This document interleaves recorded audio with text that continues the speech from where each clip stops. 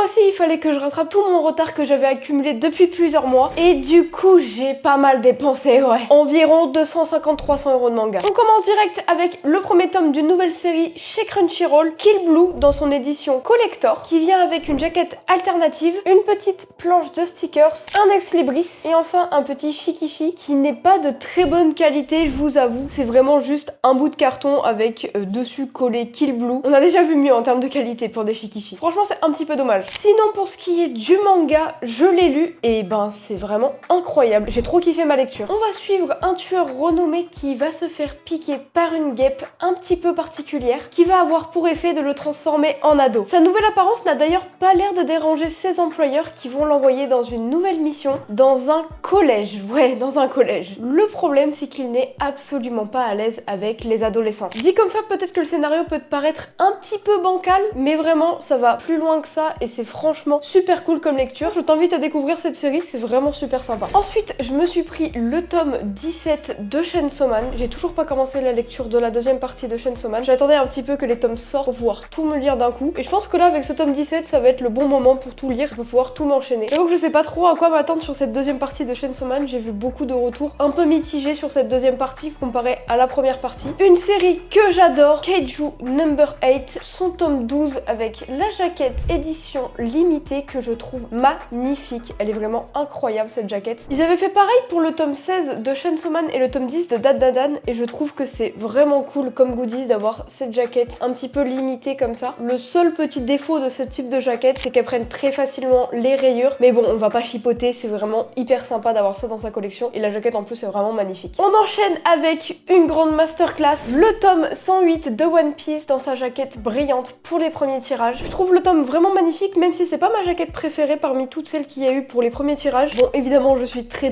loin du tome 108, mais je vais bientôt rattraper mon retard, vous verrez ça un peu plus tard. Je me suis enfin mise à jour sur Spy Family avec le tome 12 et le tome 13 en édition collector. D'ailleurs, je trouve la jaquette de ce tome 13 juste magnifique avec les couleurs un peu automnales comme ça. Ça fait plaisir de se mettre à jour sur Spy Family, c'est quand même une série qui est hyper chill, hyper sympa. Début du mois dernier, je me suis rendue pour la première fois à la Paris Manga et sur place, j'ai acheté pas mal de choses intéressantes. En premier achat, je me suis rendue sur le stand d'un artiste que j'ai découvert il y a pas si longtemps, mais dont j'adore le travail et je me suis pris 3 illustrations, dont 2 que vous voyez depuis le début de cette vidéo, sur mon manga préféré, évidemment Kingdom. Juste regardez-moi ces illustrations, elles sont magnifiques. Surtout celle de Kyukai, je la trouve exceptionnelle. Moi j'ai pris que du Kingdom, mais il fait tout un tas d'autres choses et même pas que du manga, il fait aussi des jeux vidéo. L'artiste en question c'est Grimm, je vous mets tous ses réseaux pour le retrouver dans la description. Ensuite je me suis rendue sur le stand de Meian qui était présent à la Paris Manga et ça fait toujours plaisir et j'en ai bien profité pour commencer des nouvelles séries. Donc on commence direct avec les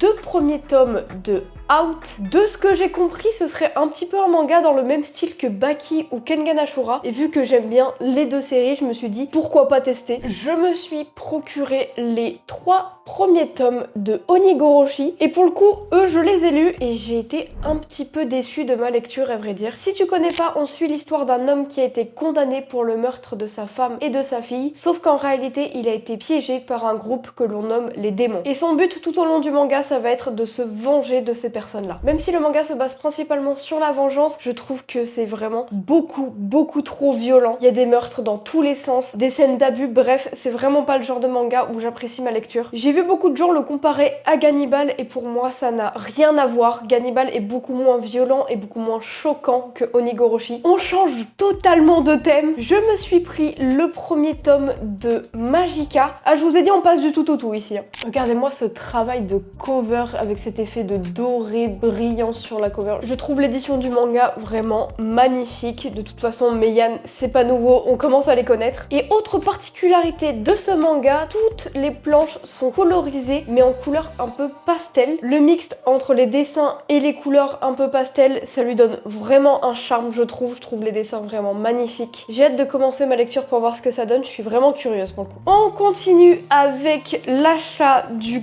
coffret des 6 premiers tomes de Egg Grégor. À l'intérieur, on retrouve les 6 premiers tomes de la série avec des jaquettes qui sont vraiment magnifiques. Surtout celle du tome 3, je la trouve exceptionnelle. Donc voilà les 6 premiers tomes de la série. Ensuite, on a un gigantesque stand acrylique, un petit marque-page à l'effigie de la série, 2 grands posters et ensuite 6 grands ex-libris. Il y en a un, il me fait penser un petit peu à Berserk au niveau des couleurs et des dessins. Et si je dis pas de bêtises, il me semble que l'auteur est français, donc ça fait toujours plaisir de soutenir des auteurs français. Ce qui est bien aussi sur le stand de Meian, c'est qu'ils ont une partie qui est dédiée au manga d'occasion. Et j'en ai profité pour me prendre les 3 premiers tomes de la série Angolmois. Donc c'est une série qui est basée sur l'invasion mongole. Et ça faisait déjà un petit moment que j'avais envie de me prendre les tomes, surtout que c'est une série courte, elle est finie en 10 volumes. Donc c'était l'occasion de me les prendre, surtout qu'ils étaient à moins 50%. Et comme tu peux le voir, ils sont vraiment en état neuf, donc c'est incroyable. On a le droit à quelques pages couleurs aussi au début du manga. Ça fait toujours plaisir à avoir. Les dessins ont l'air super sympas. Non, franchement, ça a l'air hyper intéressant. J'ai hâte de découvrir la série. Et puis si jamais ça me plaît, je pense que je me prendrai l'intégrale de la série et je me la lirai toute d'un coup. N'hésite pas à me mettre dans les commentaires quel manga tu as acheté ce mois-ci et quel manga tu pourrais recommander également ce mois-ci. Et nous, on se dit à bientôt. Ciao!